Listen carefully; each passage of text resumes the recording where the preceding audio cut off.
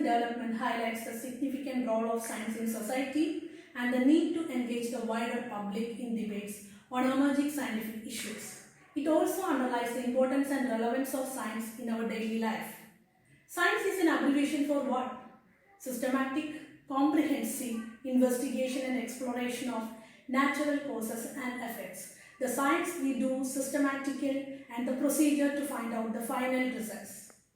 In 2020, when this global COVID-19 pandemic further demonstrated the critical role of science in addressing the global challenges, the focus of the World Science Day is on Science for and with Society.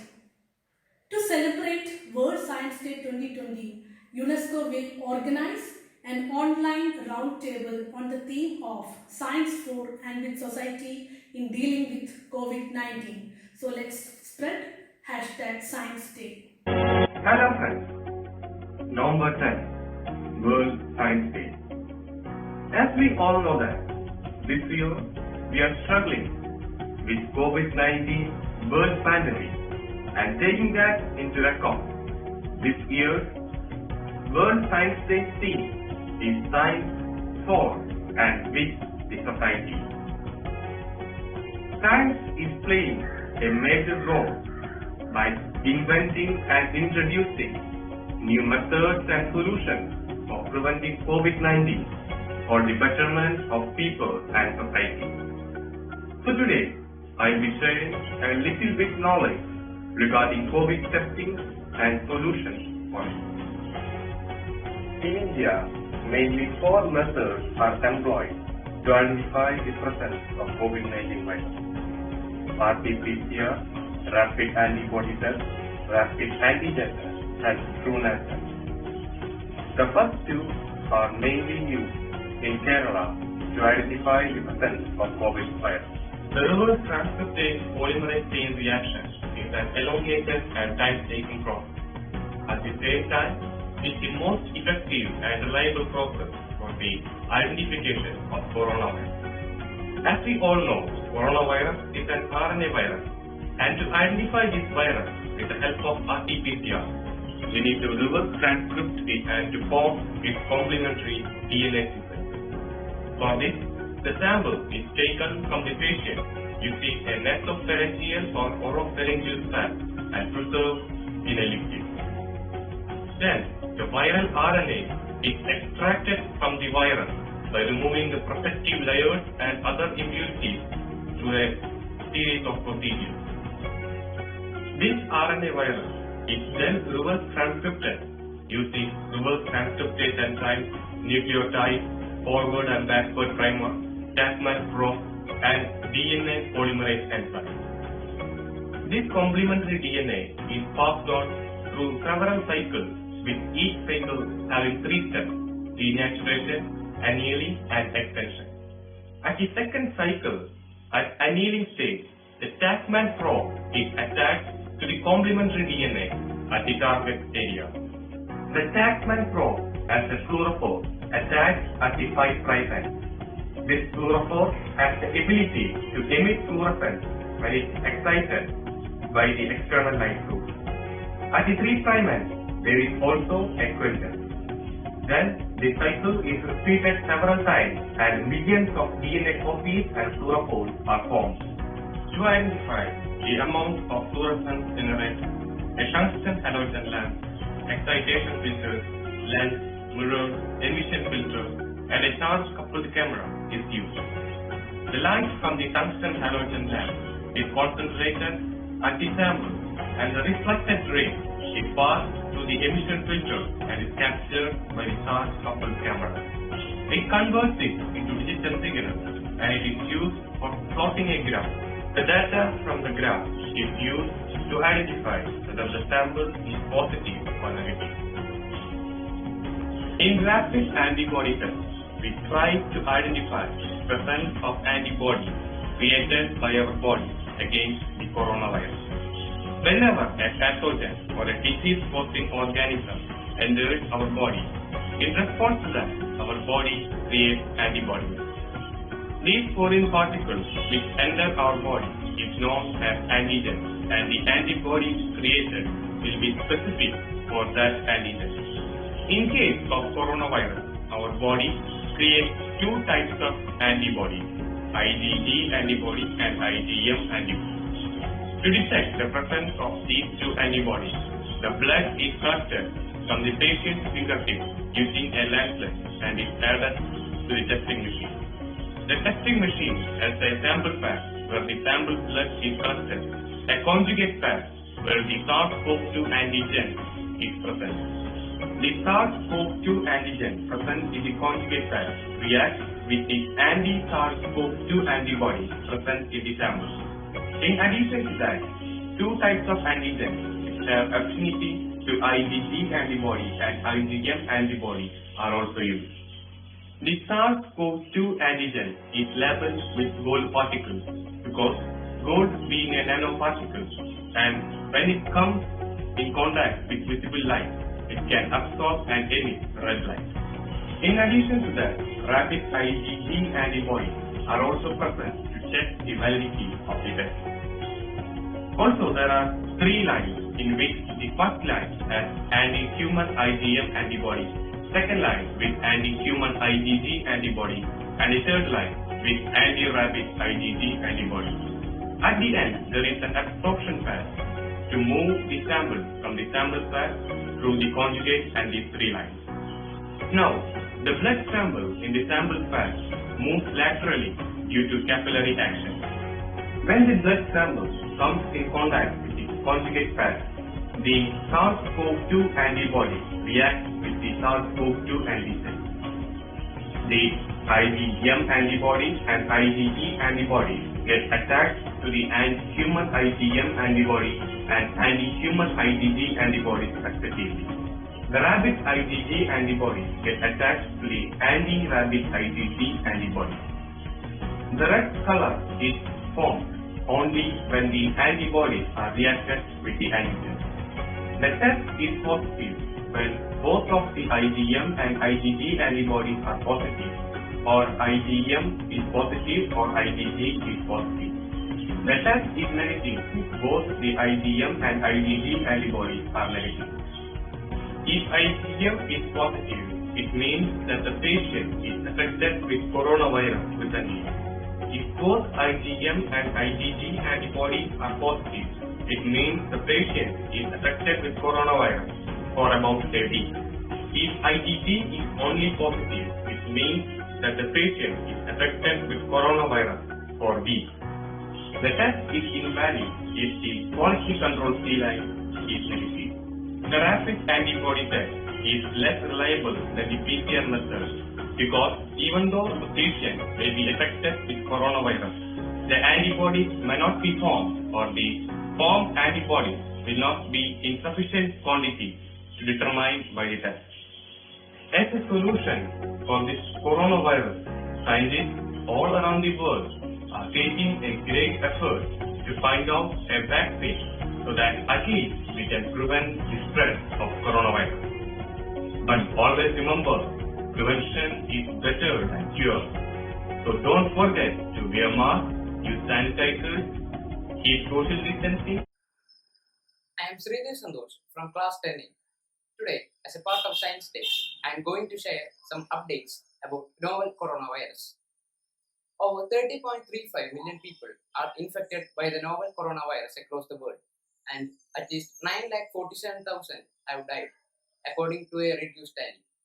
Infections have been reported in over 210 countries since the first case was identified in China in December 2019. Confirmed cases of the coronavirus have topped 30 million worldwide, according to a Johns Hopkins University tally. Individual numbers could vary as the university's tally sometimes lag behind country reports. The US also lead in the number of deaths, followed by Brazil and India, with a death toll of 84,372. Most people who get COVID-19 will have a mild form of the illness and recover without needing professional medical care. Around 8 out of every people with COVID-19 will have mild symptoms. Around 1 in 6 people will become severely ill and need hospital care. Scientific modeling suggests that around 1 in 100 people who get COVID 19 will die.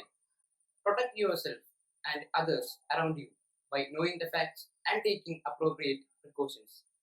Follow advice provided by your local health authority.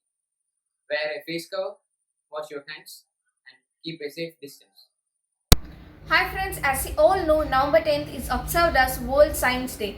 Established by UNESCO in 2001, the objectives of World Science Day for Peace and Development are to strengthen the public awareness on the role of science for the peaceful and sustainable societies, to promote the national and international solidarity for a shared science between the countries, to renew the national and international commitment for the use of science for the benefits of societies, to draw the attention of the challenges faced by science and raise support for the scientific endeavor.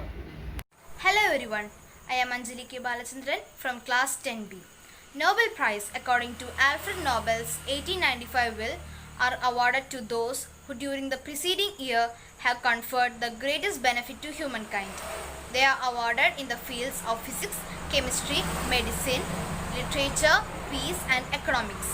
Now I am going to introduce the Nobel Prize winners of 2020 in science, that is physics, chemistry and medicine. Nobel Prize winners in physics: Andrea M. Ghez from USA, Roger Penrose from United Kingdom and Reinhard Genzel from Germany. Roger Penrose proved that black hole formation is a robust prediction of the general theory of relativity by using mathematical models. Reinhard Genzel and Andrea M. Ghez discovered that an invisible supermassive black hole governs the orbits of the stars at the center of our galaxy, Milky Way. Nobel Prize winners in chemistry: Emmanuel Carpentier of France and Jennifer A.D. of USA. They developed CRISPR-Cas9 genetic scissors, one of the gene technology's sharpest tools. This can be used for gene modification in animals, plants and microorganisms with high precision.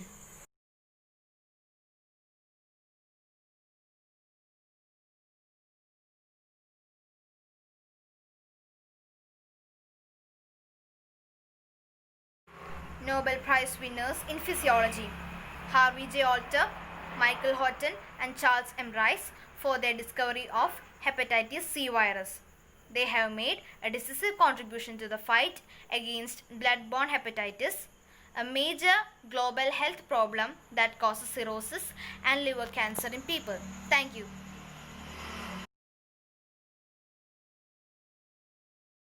Science and technology can solve all the world's problems, and historically it has been shown to make the world better and better, said Istaven.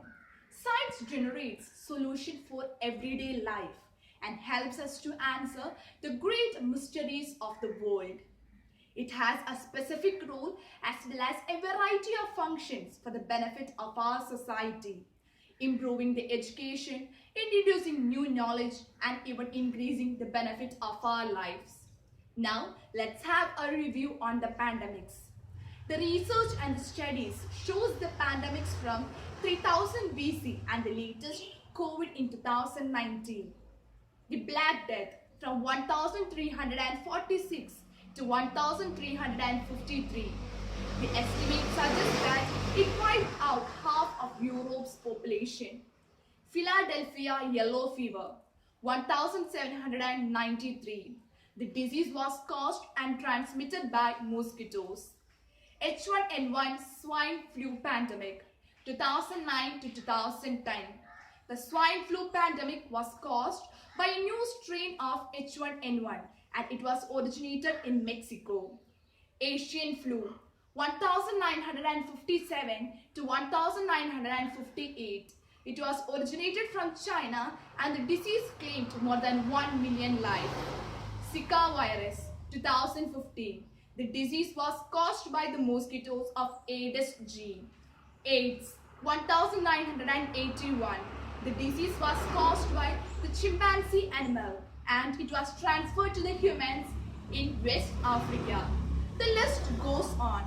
Science and technology have played and will play a decisive role in mitigating the pandemic, whether it is by introducing new technologies, experiments, vaccines, or by offering expertise in psychological service or so on. From this, we can come to an end that there were a large number of pandemics in the world and many of them lost their life too. But in almost all the cases, vaccines were found out at least at the last moment. Let's hope for the best in the upcoming years. Thank you. जय जय हो जय जय जय जय जय जय। फिर से शहरों में रौनक आएगी, फिर से गाँव में लौटेगी हंसी, फिर से साथ सारे यार होंगे, ना होगी पाबंदी ना रोक ही कोई, फिर से सड़कों पे सब नाचेंगे, पटरी पे पहिए भागेंगे, गूंजेंगे खेलों के मैदान, बांटेंगे हम खुशियाँ गम भी हम मिलकर बांटेंगे, फिर से होगी सपनों की उड़ान, जो साथ दे दे सारा इंडिया, फिर मुस्कुराएगा इंडिया, फिर जीत जाएगा इंडिया, जो साथ दे सारा